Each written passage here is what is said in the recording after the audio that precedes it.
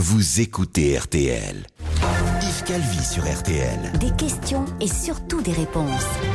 RTL Matin, 7h18, Yves Calvi. Elle s'occupe des enfants de 3 à 6 ans pendant les activités périscolaires. Je dis elle car plus de 99% sont des femmes. Ce sont ces fameux agents territoriaux spécialisés des écoles maternelles, les ATSEM. Mais depuis la réforme des rythmes scolaires, leur charge de travail a explosé sans que leur statut n'évolue. Et bien ce matin, on va essayer de comprendre pourquoi il est urgent de leur offrir une carrière plus attractive. RTL Matin, 3 minutes pour comprendre. Bonjour Philippe Laurent. Bonjour. Merci beaucoup d'être avec nous ce matin sur RTL.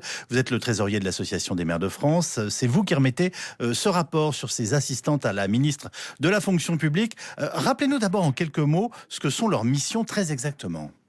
Oui, je veux d'abord rappeler que ce rapport a été adopté à l'unanimité par le Conseil supérieur de la fonction publique territoriale que je préside également et qui comprend à parité des employeurs territoriaux, donc des maires, présidents de conseils généraux, etc. et des représentants des organisations syndicales. Donc c'est un gros travail que d'avoir abouti à cette unanimité, puisque à la fois il y a ceux qui financent, et puis il y a également les représentants des personnels, et nous nous sommes mis d'accord donc sur un ensemble de propositions.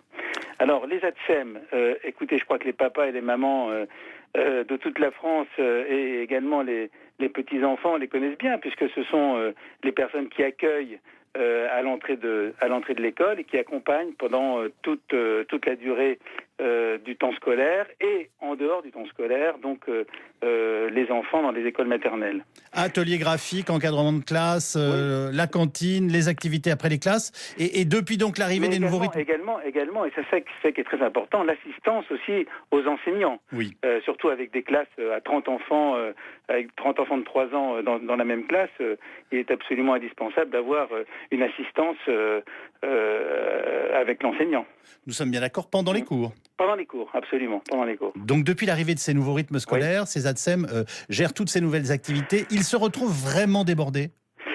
Écoutez, tout dépend de l'organisation des classes et tout dépend également des moyens que les collectivités décident de mettre dans l'organisation de l'école.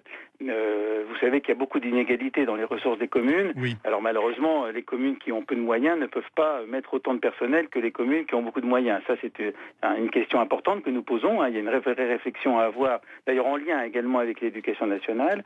Et donc, ce personnel, en fait, ses fonctions, ses missions ont beaucoup évolué, mais pas seulement avec les rythmes scolaires. Ça a commencé avant. Ça a commencé avant, notamment avec l'augmentation du nombre d'enfants dans les classes. Donc là, il y a donc cette évolution particulière due au rythme scolaire. Là encore, on ne peut pas dire que, d'une manière générale, les missions ont explosé, mais en tout cas, c'est vrai de plus en plus, et de plus en plus, les ATSEM ont à assurer des missions qui relèvent de la pédagogie. Je précise par ailleurs que dans les maternelles, maintenant, on peut accueillir des enfants dès l'âge de 2 ans. Absolument. Donc c'est un travail exigeant, et c'est notamment la raison pour laquelle elles se sont mis 2 fois en grève depuis janvier 2017.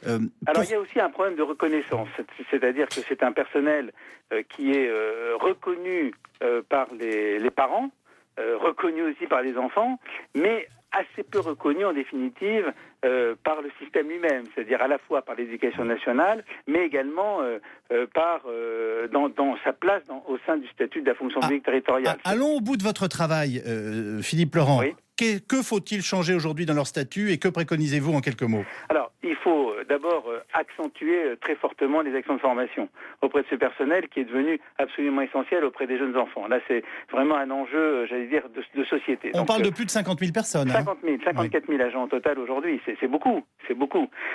Donc ça veut dire accentuer donc, les actions de formation, leur permettre également de mener une carrière en leur permettant d'accéder, pour celles d'entre elles qui suivront les formations nécessaires, à ce qu'on appelle la catégorie B, c'est-à-dire à la catégorie maîtrise, agent de maîtrise de la fonction publique territoriale, encadrement intermédiaire de la fonction publique territoriale, donc les encourager et les aider, les assister dans cette possibilité donc de faire évoluer leur carrière, et puis également réfléchir sur le taux d'encadrement dans les écoles, comme je le disais tout à l'heure, avec cette difficulté que les ATSEM sont du personnel communal, les maires donc souhaitent, et ils ont raison, garder l'autorité sur elles, mais elles travaillent essentiellement avec les enseignants. Donc il y a une collaboration permanente à organiser. Elles s'organisent bien la plupart du temps, mais en tout cas, il faut toujours veiller à ce que cette collaboration soit très bonne entre, d'une part, l'éducation nationale et d'autre part, les communes. Philippe Laurent, faut-il les augmenter? Ce sera ma dernière question, et tous ceux qui nous écoutent doivent évidemment avoir envie d'entendre votre avis là-dessus. Oui.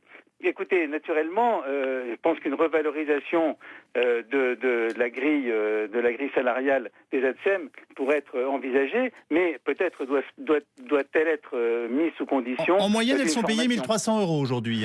Ah oui, ce sont des agents de catégorie C, donc c'est un traitement qui est très bas, qui est relativement proche du SMIC. C'est avec encore une fois une évolution de carrière qui est très faible. Et là aussi, cette évolution de carrière, nous souhaitons donc essayer de l'accélérer avec toujours donc ce prisme de la formation qui est vraiment important pour nous. On a bien compris qu'il y avait finalement 4 précisions très claires dans ce que vous préconisez aujourd'hui. Merci beaucoup Philippe Laurent d'avoir fait le point ce matin sur l'antenne d'RTL. Bonne journée à vous.